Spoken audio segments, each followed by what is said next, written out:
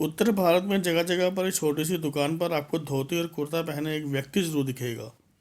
उसके होंठ और जीभ लाल रंग से सने होंगे और चेहरे पर वह एक मुस्कान सी लिए बैठा होगा। लाल रंग से तो आप समझ ही गए होंगे कि आखिर यहाँ पर बात किसकी हो रही है।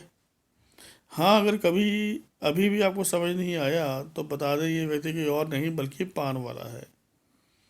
बहुत लंबे वक्त से ये पान वाले भारत के लोगों की जुबान पर एक स्वाद देते आ रहे हैं जिसे आज तक बदला नहीं जा सका। पान जिसे कुछ खाने के बाद कहते हैं, कुछ स्वाद के लिए खाते हैं, कुछ दवा के रूप में खाते हैं, तो वहीं कुछ पूजा के लिए भी इस्तेमाल करते हैं। सदियों से पान लोगों की अलग अलग ज़रूरतें पूरी करता आ रहा है। आज तक कोई इसकी जगह नहीं ले पाया है। तो चलिए जानते हैं कि आखिर कैसे शुरू हुआ पान का रसीला सफ़र। पान की शुरुआत आज या कल नहीं बल्कि आज से कई हज़ारों साल पहले की मानी जाती है। धारणाओं की माने तो खुद भगवान शिव और माता पार्वती ने मिलकर पान का पहला बीज बोया था। उन्होंने हिमालय में मौजूद एक पहाड़ पर इसका बीज बोया था और उस दिन के बाद से ही पान की शुरुआत हुई थी। इसके बाद से ही पान के पत्ते को एक पवित्र पत्ते के रूप में जाना गया और हिंदू रस्मों में इसका इस्तेमाल शुरू हुआ। पूजा हो या फिर कोई शुभ काम, पान के पत्तों को उसमें जगह जरूर मिली। इसे तुलसी, दूर्वा घास और बिलवा के समान ही ज़रूरी माना जाता है। हालांकि यह सिर्फ धारणा है और आज तक पान की शुरुआत की कोई स्पष्ट जानकारी नहीं मिल पाई है।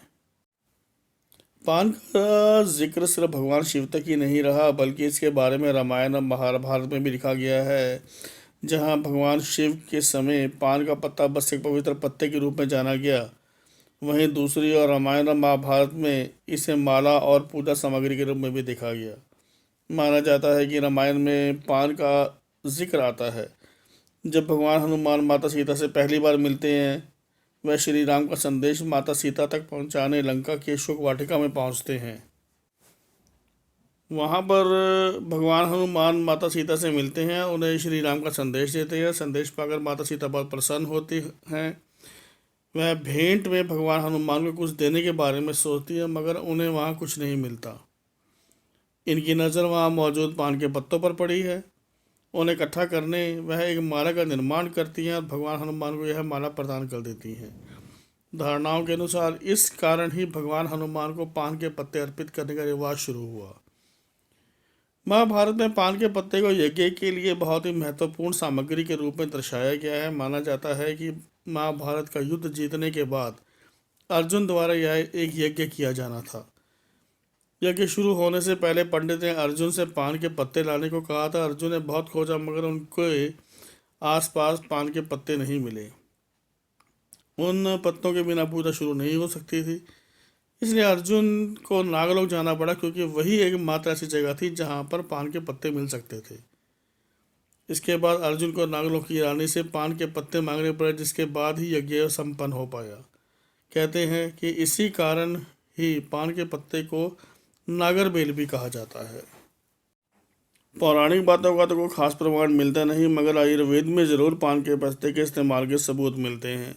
हजारों सालों से पान के पत्तों को आयुर्वेदिक औषधि के रूप में इस्तेमाल किया जाता रहा है।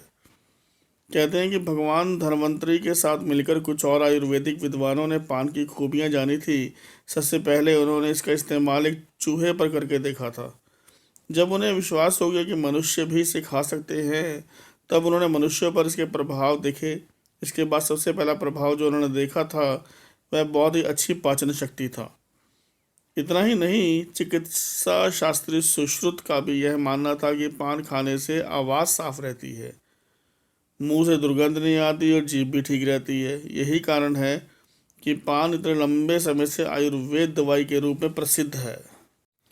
पान एक समय तक सिर्फ हिंदुओं में ही इस्तेमाल किया जाता था, मगर वक्त के साथ साथ बाकी धर्मों ने भी इसे अपनाया। इसे लोगों ने ना सिर्फ अपनाया बल्कि एक समय पर तो पान को काफ़ी अहमियत भी दी जाती थी। यह समय था जब भारत पर मुगलों का राज चलता था। उस दौरान ही पान को नया रूप मिला, जो आज भी देखने को मिलता है। माना जाता है कि पान में चूना, इलायची और लौंग जैसी चीज़ों को डालने के बाद मुगलों द्वारा ही शुरू किया गया था। वह अपने पान के पत्तों में इसे डालकर अक्सर खाया करते थे। शाही दरबार में तो ये हर किसी की पसंद हुआ करता था। यूँ तो इसे आम माउथ फ्रेशनर के रूप में इस्तेमाल किया जाता था, मगर यह हर किसी को नहीं दिया जाता था। धारणाओं की माने तो मुगल सिर्फ अपने खास लोगों को और दोस्तों को ही पान की पेशकश किया करते थे। वक्त के अनुसार मुगल काल में पान की काफ़ी मांग बढ़ गई थी। इसके पत्ते बड़ी तादाद में शाही दरबार भेजे जाते थे। इतना ही नहीं, उत्तर प्रदेश के मोहाब में तो पान को पैसे के तौर पर देखा जाता था। मुगल काल में मोहाब के लोगों से भूमि कर न लेकर मुगल उनसे पान के पत्ते दिया करते थे। यह दर्शाता है कि पान को आखिर कितना पसंद किया जाता था। वक्त बदला और पान सिर्फ एक खाने की वस्तु ही नहीं बल्कि खुद पर लगाने की चीज़ भी बन गया। काफ़ी लंबे समय तक सिर्फ पुरुषों ने ही इसका स्वाद दिया, मगर नूरजहां ने इसे बदल दिया। पान खाने के कारण पुरुषों के होंठ काफ़ी लाल हो जाते थे और ये लाली काफ़ी देर तक नजर आया करती थी। उनके होंठ इसके कारण काफ़ी अजीब लगा करते थे, क्योंकि सिर्फ महिलाएं ही अपने होंठों को लाल किया करती थी।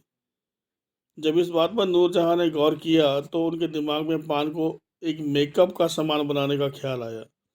उन्होंने सोचा कि क्यों ना इसे अपने होंठों पर लाली लाने के लिए इस्तेमाल किया जाए। इसके बाद उन्होंने पान को एक बिल्कुल ही नया रूप दे दिया। उन्हें देख बाकी महिलाओं ने भी पान को अपने मेकअप के लिए इस्तेमाल करना शुरू कर दिया। इसके बाद तो पान खाना उत्तर भारत में इतना आम हो गया कि लखनऊ जैसी जगह पर यह एक संस्कृति ही बन गया। आज पान को कई नए रूप मिल गए हैं, मगर आज भी इसे लोग बड़े चाव से खाते हैं। आज भी पान में वही पहली सी बात है, बनारसी, सादा, मीठा, चॉकलेट और ना जाने कितने प्रकार के पान भारत में आज मिलते हैं।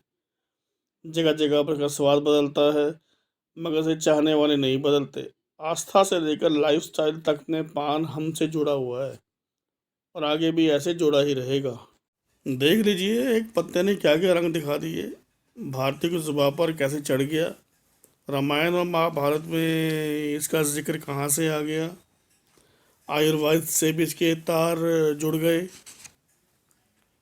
मुगलों ने इसका नया अवतार भी उतार दिया। नूरजहां ने तो बिस्मिल्लाह ही कर डाला। इस पान की नई शुरुआत एक मेकअप के तौर पे। अब एक पत्ते से क्या क्या लोगे आप, इतना कुछ एक पत्ता आपको दे गया और क्या चाहिए।